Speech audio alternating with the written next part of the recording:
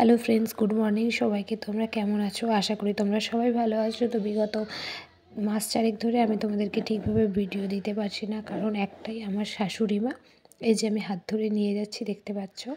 তো শাশুড়ি মায়ের শরীরটা এতই অসুস্থ যে নিজে থেকে নিজে কিচ্ছু করতে পারেন না, আমাকে পুরো শিশুর মতন তাকে যত্ন করতে হচ্ছে। কালকে স্নান করিয়ে দিয়েছিলাম, আজকে একটু ঠান্ডাটা বেশি আছে, শাশুড়ি মায়ের শরীরটা খুব একটা ভালো লাগছে না বললে। তো ওই কারণে আমি গা হাত পাগুলো বাথরুমেই মুছিয়ে দিয়েছিলাম, নাইটি চেঞ্জ করে দিয়েছি। তো এখন ভেজা গামছা দিয়ে মাথাটাকে মুছিয়ে দেবো, স্নান করবেন না বলেছেন বলে, তাই। তো তোমাদের মনে একটা প্রশ্ন থাকতেই পারে, শাশুড়ি মায়ের শরীর অসুস্থ, দেখো ভিডিওতে দেখতেই পাবে তোমরা যে পাগুলো প্রচুর ফুলেছে। তো প্রশ্ন থাকতেই পারে যে কী হয়েছে, এত অসুস্থ কারণ কি?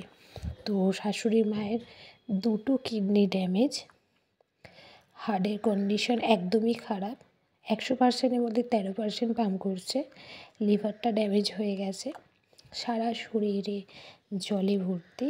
তো নিজে থেকে কখনোই কিছু করতে পারেন না। আর 4 মাস ধরে আমি তাকে বাচ্চা শিশুর মতন দেখাশোনা করছি।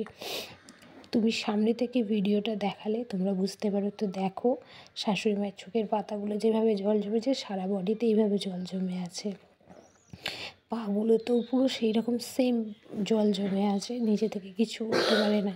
তো বেশিরভাগ সময়টাই আমাকে শাশুড়ি মায়ের পেছনে দিতে হচ্ছে, এই কারণে আমি তোমাদেরকে ভিডিওগুলো দিতে পারছি না। তো প্লিজ তোমরা পাশে থাকো, সাথে থাকো, আর আমার শাশুড়ি মায়ের ভিডিওগুলো দেখতে পারবে কী হয়েছে।